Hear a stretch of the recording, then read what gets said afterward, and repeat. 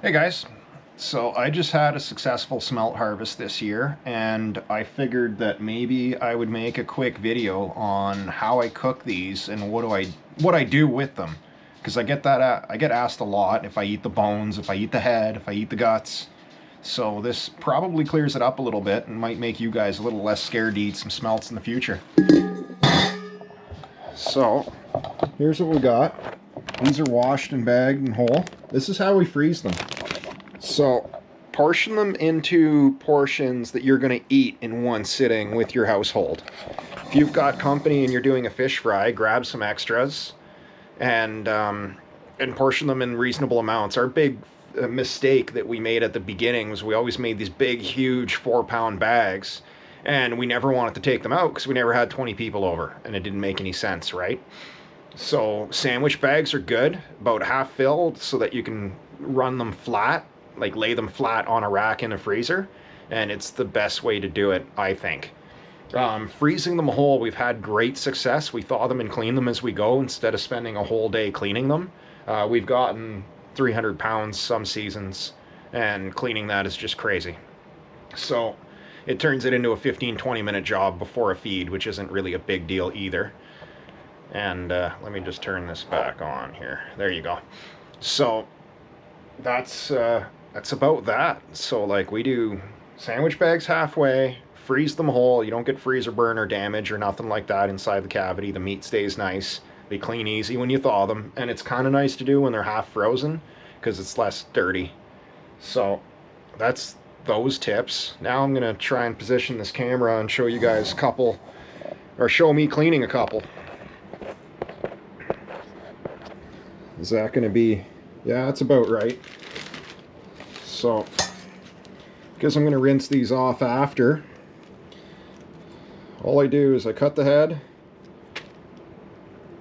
cut the stomach, scrape the organs out, and you're left with a smelt. Cavity's empty, a little bit of bloodline's not the end of the world, and we throw them in the bin. So I'll do this with all of them, and yeah, there's nothing to it. I'll do this with all of them. I'll throw them all in a bin. When I'm done, I'll rinse them off, and then we'll start cooking them.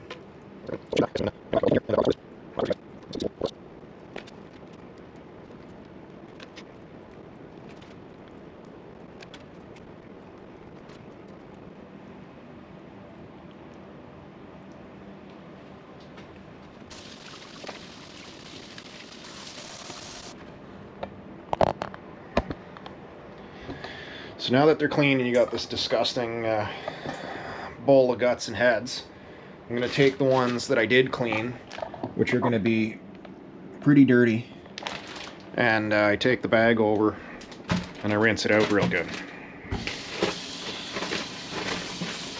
So these are going to get washed. Come on. There you go.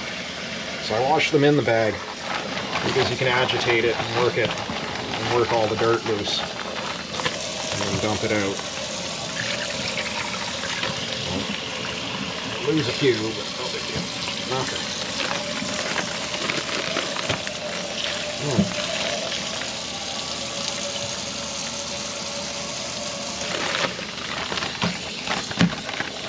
They already look nice and clean, but we're going to do it a couple more times just until the water runs a lot cleaner.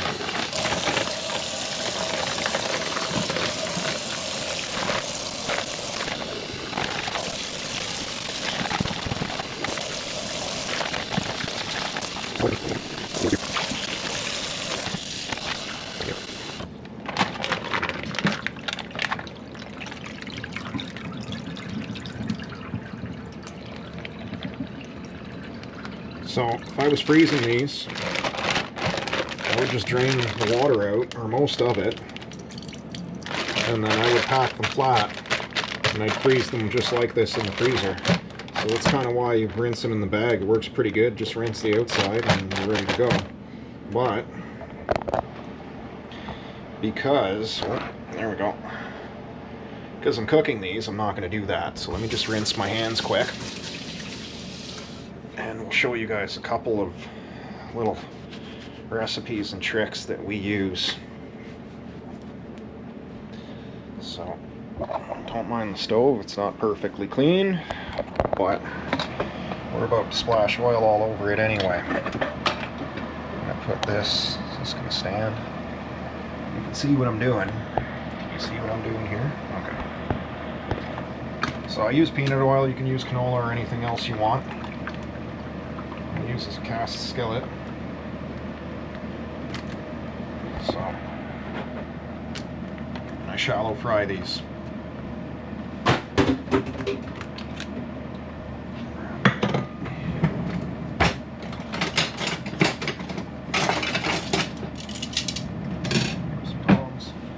Okay.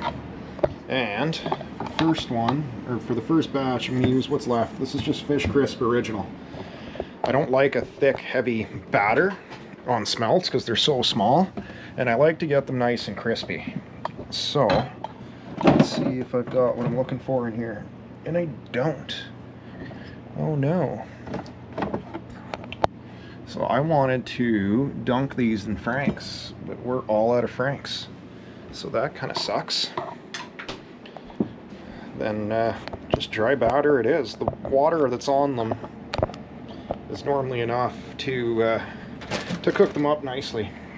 So I will give me 1 second to get some more ingredients out, and we'll deal with that in a moment.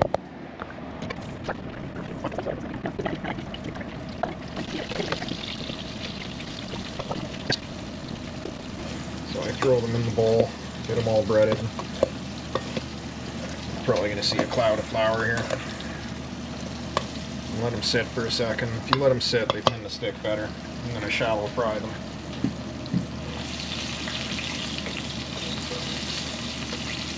Just fry until golden brown.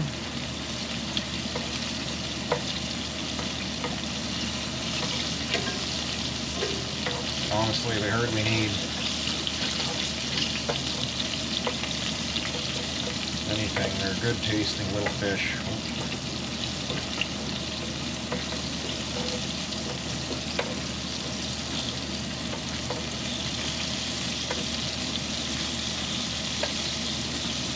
Okay, now that that's going and started, I'm going to find, I got to get another bowl.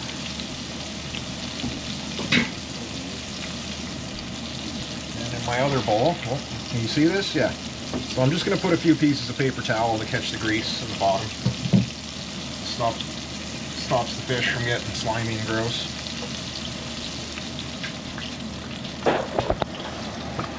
So let's jump over here to my homemade flour dredge. I'm looking around because I'm trying to find the... Oh boy. Everybody was baking. We're running low on flour. Okay. We got more. It's Easter weekend, so we're a little busy doing baking and a bunch of other stuff, but the Smelt decided they were running this weekend, so gotta plan around them, otherwise you only get one chance a year at them. So my dredge is pretty easy. It's a light breading, you don't need to add liquid. Normally what I've started doing through a good friend's suggestion is sitting my fish in some oh my goodness, why can't I think today? Sitting my fish in some Frank's Red Hot, the original. And I just throw a pile of that in the bag, kind of shake and bake it, and then when you're ready to cook it, if you let it sit in that for a bit, it adds a bit of spice without actually making it too hot, which is pretty fun, and it just elevates it. Like, it's not spicy, it just tastes great. So, I'm not going to have enough flour.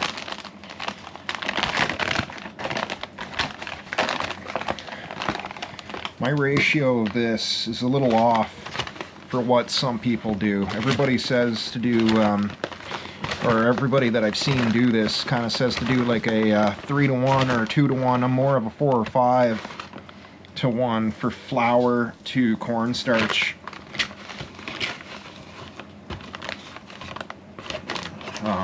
Mostly because I just don't find that it's that bad if it's a little on the heavier flour side. So what I'm going to do here, can you see this? There's the, no, how about now? There you go. So it's easy. I'm just adding some flour in.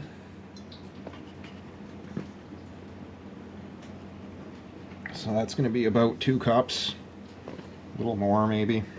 This is a big batch that I'm going to take with me to do fish fries when I leave for the summer. So maybe not eating it today if I've got enough breading to do the other fish. Oh, I gotta open up the cornstarch. Very difficult. Product placement. These knives are amazing. This little outdoor edge. The replaceable blades. They don't support me in any way, I just think they're great. Okay, so, cornstarch. Enough to cover it, like a good amount. Half a cup, quarter cup, well, that's at least a half a cup, if not 3/4. That's about right. I kind of just cook with my heart, especially when it comes to seasoning. So, garlic powder, amount of onion powder, I'd add about 2/3 of the same amount. We're going to do some cayenne pepper because I want it to have a little bit of heat. That's about right. Not too much. And then, well, taking the lid off of this because that'll take days. Whole bunch of paprika. Just gives it a little bit of zip. A whole lot of salt.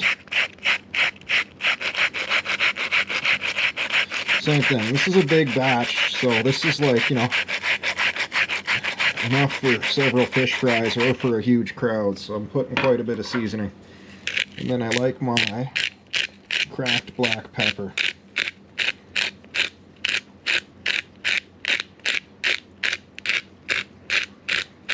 You can do whatever you want. Cajun normally works really good.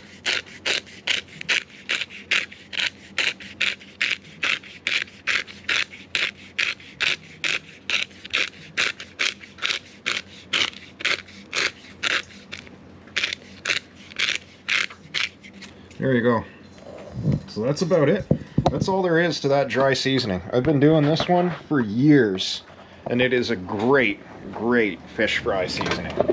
Especially for like delicate, tasty fish like perch or something like that. Okay, so these sat here the whole time. Now they're burning. So they're gonna go in here. I've got to turn my oil down a bit too. It's getting too hot. So now I'm gonna start. Then you just get to the rinse and repeat stage, guys. If you want to run 2 or 3 pans, I often do. But that's all there is to it.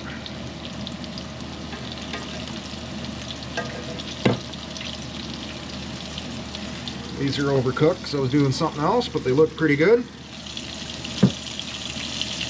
We'll give them a second to cool off, and then I'll give one a try.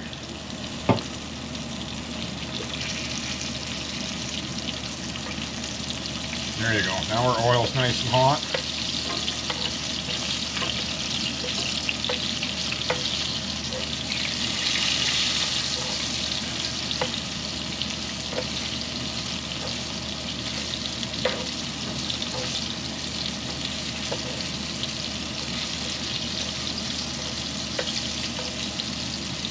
Overcrowd your pans. And let's see how this goes. There's a crispy, nice little smelt. It's still wicked hot. But it's so good.